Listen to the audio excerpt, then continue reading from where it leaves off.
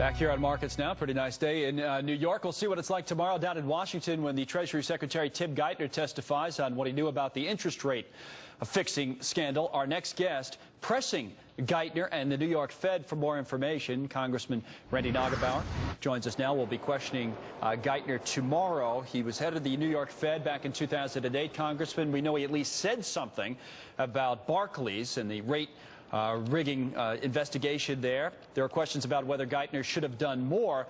But you want to know more about this, and it's not just Barclays, right? What's the additional information you want to have from the New York Federal Reserve?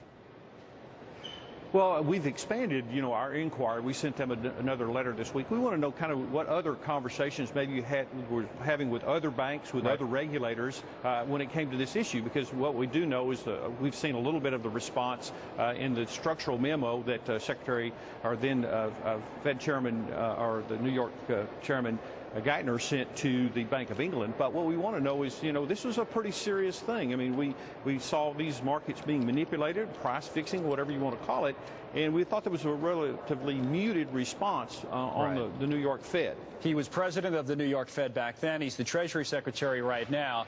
And, so far this scandal has been largely about Barclays. But if you read the Wall Street Journal this morning, naming names of individual traders at a number of banks accused of colluding together to rig interest rates. They give you the idea it's about more than that. So you want to look at the regulators on that front. Do you have enough information here to draw a conclusion that whether it's the New York Fed or other regulators just kind of turned the other way and allowed something to happen that shouldn't have?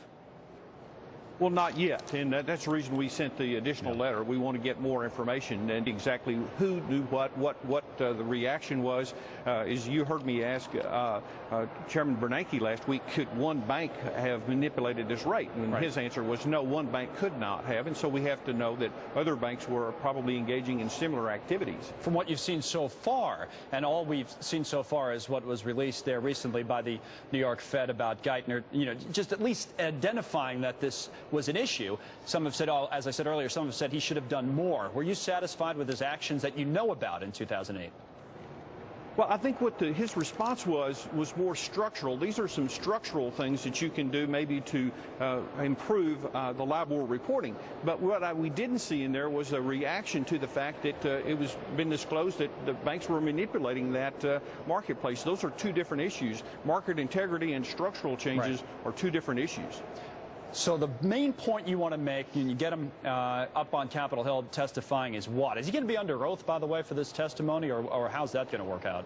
Not to my knowledge. I think the main thing we want to know is more about what he knew and what they were doing. We know that they had a meeting. It lasted about 30 minutes. They wrote a memo. But was there any follow-up to find out, hey, are these banks still doing that? Is any action being taken?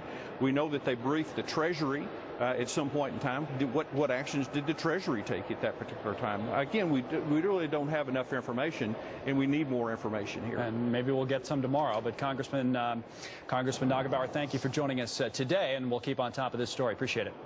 Thank you very much. All right, 1/4 past the hour. Going to do